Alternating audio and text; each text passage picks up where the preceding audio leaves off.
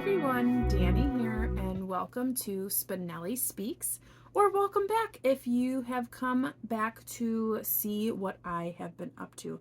I appreciate each and every one of you and look forward to chatting with you in the comments. Today is another Friday read, so per the usual, I'll talk about what I've read, what I'm currently reading, and what I have coming up in the future.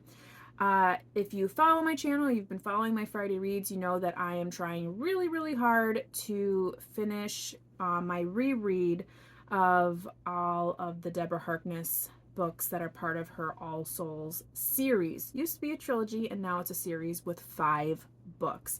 I'm trying to reread the first 3 before I read the 5th one.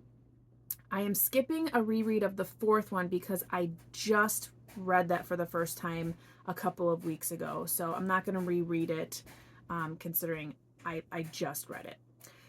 Before I get into that, I wanted to mention another book, not so much a book, it's a short story that I read earlier in the week for DoubleBookedCo, which is my shop that I own with Laura from Book Bubbler.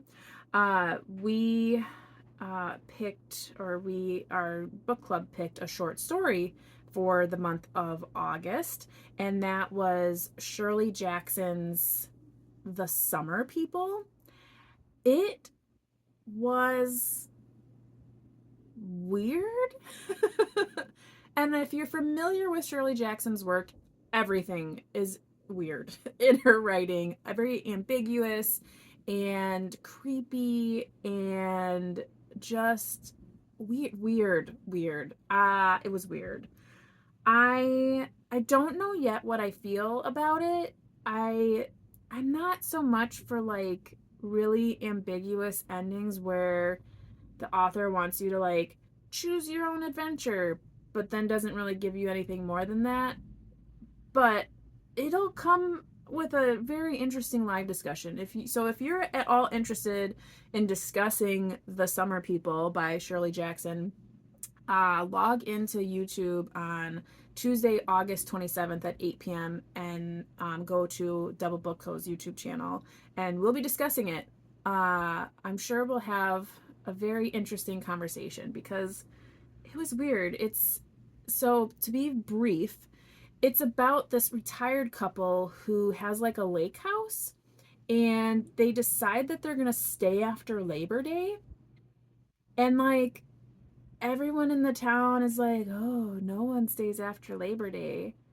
And then it gets really weird, and then I can't tell you the ending because it's gonna ruin the whole thing. But like, was that an ending? Was it a beginning? It was so weird. It's very short. I think it's less than 30 pages because I listened to it via audio on YouTube, and it was like 21 minutes long, 27 minutes long. And the reader was reading pretty slow. So yeah, it was weird to say the least. Anywho, so if you're interested, Tuesday, August 27th at 8 p.m. over on DoubleBookedCo's channel, we'll talk all about it. So anyways, getting back into my Harkness reread, I did finish Discovery of Witches, and I was reminded of how much I love this series. While I was rereading this, there was so much that I had like forgotten about, because I feel like when you read a series, especially a good one, you are like blasting through it because you want to know how it ends, you want to know everything there is to know, and all of the little things like totally get forgotten, and that is what happened. So in rereading this, I just felt like I was enclosed by a beautifully cozy, warm blanket because I was being reminded all of the characters I loved, and how the relationship between Diana and Matthew really was formed, and just their argumentative natures, and it was wonderful to reread this. If you're not familiar with The Discovery of Witches, this takes place in modern day, I guess you could say, and Diana Bishop is a witch who doesn't use her powers. She's not very good at it, and she is a scholar. She is in Oxford, and she is doing research on alchemy, and she finds this manuscript, and it's definitely bewitched by some in some cases, and uh all of a sudden, and she sends it back to the shelves or whatever they keep things, locked up, big libraries like that, they have basements where all these things go or whatever.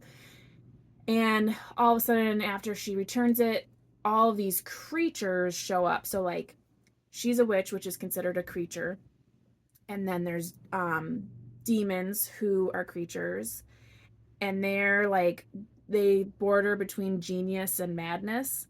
And then there are vampires.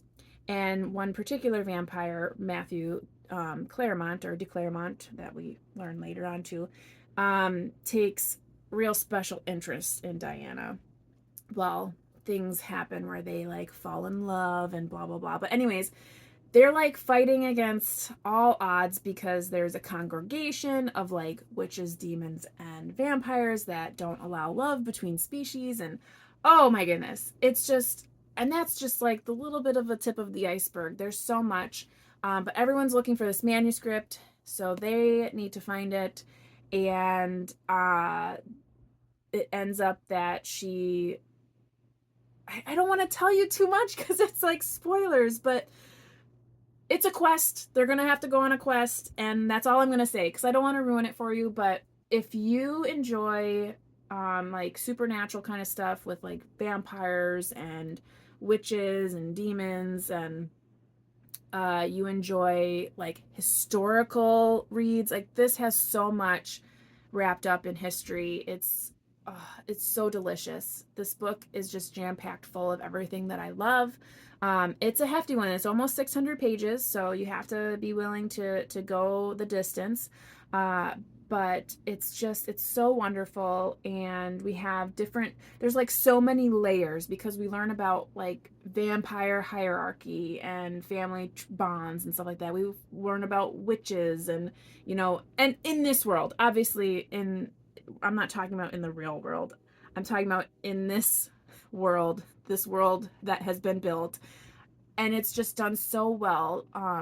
Deborah Harkness does a phenomenal job of just layering and layering and layering so that it's such a complex world of all these different species and warm bloods versus cold bloods and history and the past, the present, the future. It's amazing. It's amazing. So that is the first book. I did finish that.